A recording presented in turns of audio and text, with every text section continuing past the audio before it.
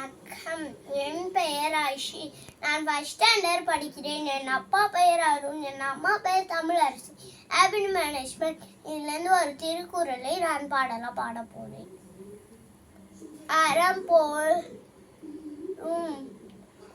கூர்மை வேணும், மரம் போல்வ மக்கள் பண்பு இல்லாதவர். அறம் போல் கூர்மையும் வேணும், மரம் போல்வ மக்கள் பண்பு இல்லாதவர். பண்பு இல்லைனா படிச்ச படிப்பு கூட பாழாக போகுமே. ஏன் ஏன் ஏன்